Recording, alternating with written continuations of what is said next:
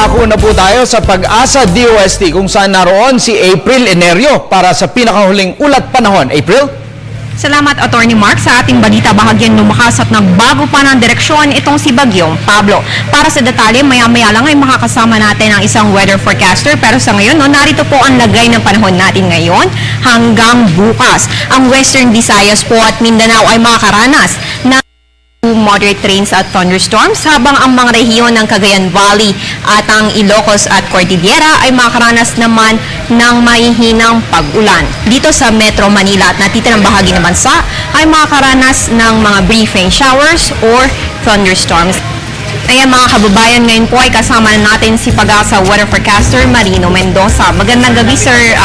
Manny, ano pong update natin dito kaya Bagyong Pablo? Ang bagyong si Pablo ay huling namataan natin sa 520 kilometers northwest ng Coron, Palawan. At ito ay may tahan pa rin na umabot sa 120 kilometers per hour at may gustiness naman na may 150 kilometers per hour. Ito ay inaasahan natin na tatahak sa direksyong north-northeast sa bilis na 7 kilometers per hour. Sir, bakit po siya bumagal? Napanatili niya po yung lakas, pero bakit po nagbago yung kanyang direksyon? Dahil sa meron tayong mga high pressure sa itaas dito, hindi siya makaangat na mabuti. Yun ang naging cause ng kanyang pagbagal. Okay, at sir, kanina 110 kilometers per hour po yung lakas ng hangin niya at ngayon nga ibahagyang lumakas ito. Bakit naman po ito lumakas? Dahil ito'y nandito pa rin sa ating karagatan, so nag-intensify siya ng bahagya. At sir, ano po ba yung mga possible scenarios na binabantayan natin dito ngayon kay Bagyong Pablo? Inaasahan natin na ito ay makakalabas ng ating Philippine area at may posibilidad na ito ay mag-re-enter ulit, subalit balit ang chance na ito ay maglang ating kalpaan. At inaasahan natin na kapag ito ay lumabas ulit ng Philippine area, ito ay madidisipate o matutunaw. Okay, sir. At dahil yan nga po yung mga possible scenarios na binabantayan natin, ano naman po yung magiging lagay ng panahon natin ngayon hanggang bukas?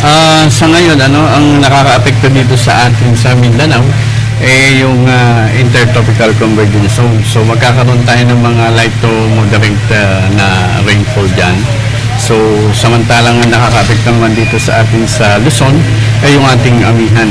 So, inaasahan natin na magkakaroon tayo ng mga light rain sa bandang northern part ng Luzon at sa natitirang bahagi ng bansa, magkaroon naman tayo ng mga partly cloudy at saka mga mahinang pag-ulan na. Okay, sir, yung nabanggit niyo pong lagay ng panahon, yan din po ba yung magiging panahon natin over the weekend?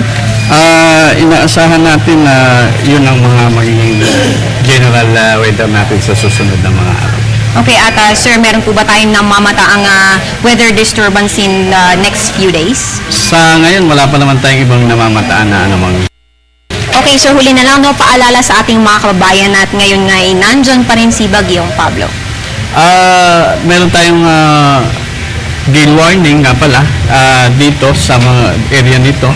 Mapanganib pa rin ang pumalaot sa bandang ito ng karagatan at saka dito sa taas dahil malakas pa rin ang hangin sa mga ito.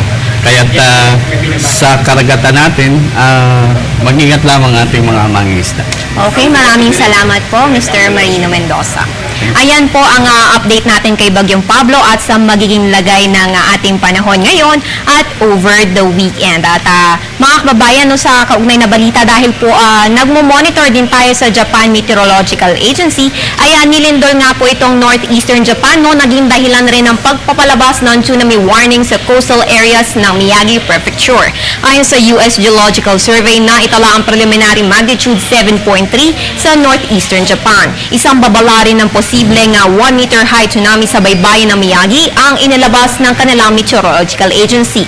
Ang naturang lindol po ay naganap rin sa parehong lugar na earthquake at Fukushima nuclear plant disaster noong nakarang taon, kung saan na halos 20,000 katao po ang nasawi. Wala namang na-report na irregularidad sa nuclear plants nito matapos ang lindol kanina. At yan ang latest mula dito sa Pag-asa DOST. Para sa Telebisyon ng Bayan, April Enerio.